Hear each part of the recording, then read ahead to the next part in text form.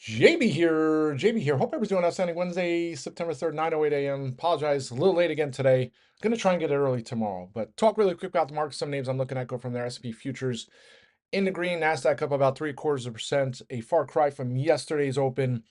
A lot of the move today, and the Dow's future actually red, is because of the ruling yesterday. Judge ruled in Google's the antitrust monopoly suit that was out there for a long time. I really don't know if that was the headwind that was on Google, but that's some of it. I mean, Google's faced so many things in regards to its business, right? So large business that has a lot of hands and everything, and folks look at it and say, hey, it's a monopoly, so everybody goes after it, and it's, I mean, similar to Microsoft back in the day. But anyway, the ruling was kind of much less than worried, right? So Google pays Apple to be its search provider on its phones, and supposedly that's a cause of monopoly. Uh, they were talking that Google was going to have to sell its Chrome browser. So I get best case scenario, they don't have to sell to Google. They could still pay Apple, so that's good for Apple, right? Apple, a large portion of revenues comes from Google just for that. Um, to me, I'm like a free market person, right? So, gosh, I remember trading Boston beer back in the day, right? And this can go on for every product and service out there, but when you're selling beer at a supermarket, they give you space, right?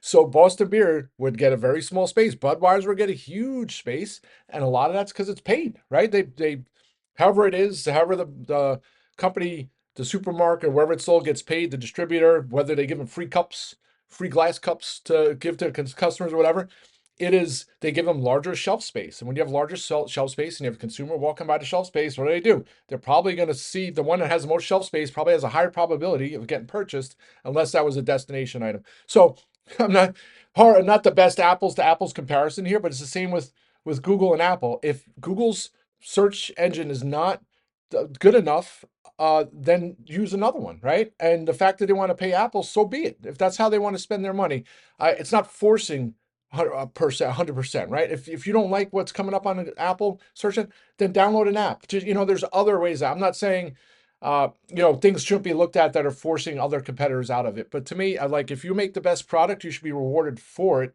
It shouldn't be a penalty, right? It shouldn't be you have it's like if you're another bad analogy, but if you're like the best football team and you have the best quarterback, the quarterback shouldn't have only 3 downs instead of 4 downs to get a first down, right? Just because they're good.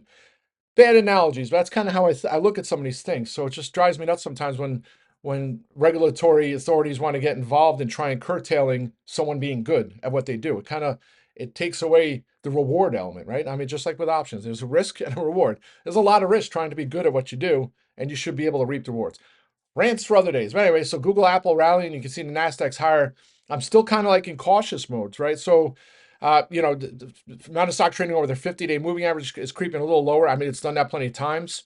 So, I mean, it did it back in the middle of June. So I wouldn't say that's anything to kind of like ring the alarm bell. The 30-year yields are near 5% again. Europe yields are heading higher. And it's just like we're kind of, I wouldn't call it a quiet period, but it's like, we do get the Fed meeting in 2 weeks, a week and a half. So actually, is it a week from today? No, I think it's 2 weeks, September 17th, right? Is that correct? So 2 weeks from today. So, I mean, it's kind of like before that, and then we have the jobs report Friday. It just feels like more cautious, similar to a couple of weeks ago with the Powell Jackson Hole speech. So for now, yesterday might have been a day. Hey, I could have sat on my hands, but I think there'll be more opportunities to play some spec hedge put plays. So I'll continue to look for those opportunities today and tomorrow. 10 o'clock today, I think it's 10. We have the JOLTS report. It typically doesn't move markets much. It did it like last August once, but that's probably going to be a data point that might move markets a little bit today. And then tomorrow we have the ADP report. You also have weekly jobless claims ahead of Friday's August jobs report, which I think is, again, 73,000 jobs or 74,000 jobs is the estimates created on a 4.2% unemployment rate. And then you have to look at the backward revisions. How are they going to be positive, right? I mean, what would happen if there's like 200,000 jobs added on the revisions for the previous 2 months? So definitely interesting to watch. Friday morning is going to be heck of a lot different than what it is here today. Asia markets red overnight. Europe markets green this morning. We'll see how things here play out. But again, this is the amount of stock trading over there. 50. Still have a ways to go to get to the middle July lows. So just I'm watching, right? It's things I watch. Sometimes it's the VIX, and the VIX was up. I think it was up 20% at times yesterday, closed way off its levels. Just things to watch. And then for me, I'm watching 637.50. That's a big spot. So if there's some shenanigans we got to pull here today, just want to see that hold. If not, I think that 633 is coming. Um, and then I added that support, right? 633 is a big spot. So now just quick on individual names, and sure enough, the names, the smaller cap names took it on the chin, or at least the ones I'm in. Some of the names did well. Biotech had a great day yesterday, right? You wouldn't even know the market was red with some of the names rallying. Uh, but Serve Robotics disappointing, down 7%. No news, no catalyst. Just you see, it's high short names. So when markets are weak, they seem to find a way to pressure it. 975, the key spot. I had already locked a lot of the October strikes in. Just the September ones gonna need some help now. I'll be patient here. If it does show signs of reversing, market finds some footing. Maybe I'll look for some more strikes, but being patient there. GME, GameStop, it's a name back in the late spring, summer. Started to look at for some calls. Traded some for success, some for not for success. Type Bollinger Band. It's pretty much like I wouldn't say left for dead, but it's like there hasn't been much conversation about. But despite the fact that Bitcoin's hitting it was hitting all-time highs 2 weeks ago. Yeah, it's like a ticking time bomb, and it's 50-day moving average came back down to it 23 and change. It closed above that yesterday. Tight Bollinger Band, like extremely tight. And my thought process on tight Bollinger Band. It's funny, a lot of folks on FinTwit talk about it now. I've been talking about tight Bollinger Band breakouts for like 15 years, but it's like a tug of war, right? So when they get tight, it means the battle between the bulls and the bears is going to come to resolution. When that happens, whether the sellers run out of stock to sell or short, or the buyers run out of ammo to buy, and then it resolves like a tug of war, and then the other side just gets pulled over the line, and boom, the stock either breaks out in a major way or sells off in a major way. I think it's on the cusp here. Of course, I'm biased to the upside here. I think, especially considering what it's done, the offerings, its cash position, its leader, I think it heads much higher. It's just a matter of timing, right? So I tend to take names off my watch list that boggle me, right? When I try and trade it and it doesn't do what I think it should be doing or its valuation. And then I always say, never wrong, just early. We'll see here on GameStop. So I'll be watching here today. Could be one of those names. October 30s are like 70 cents. That could be like a trade, even if it chops around for another couple of weeks, you still have time. And then once it breaks out, those premiums go nuts, right? And we've seen it before back in the spring, all the way up to the stock was in the 30s, and $100 strikes a couple months out were like $1.50. So I think that's going to happen at some point. And then the other names. So I got those Visa and Hood spec puts. The V's are extreme lottos.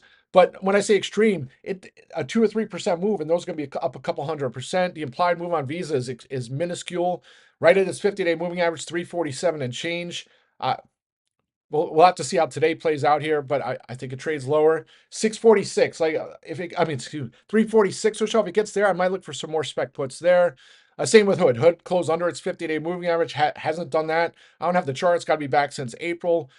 It's up here 101.73 in the pre-market. 101.83 is the 50.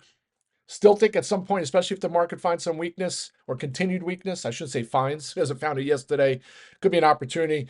And then I wouldn't say the call side, but I was watching at 12 o'clock yesterday when the market was kind of, I'm like, got to hold this 633, 634 area. It held it at noon, and then boom, slowly melted and then rallied to highs of the session, although still red yesterday. SQQQ calls. The 19 strikes look interesting on a risk reward basis. They'll probably open like 14 cents. That's one of those, like if things, I would say, if the poop hits the fan, but if there's continuation again, another 1% down there on the Qs, those will be up a couple 100%. So might be eyeing that as my hedge. And then on the flip side, a line similar to GameStop, tight Bollinger Band now. Look at these doji candles. Outside of yesterday's move, better opportunity to play the calls when it's at 137 than was in 145. So I'll be watching that there.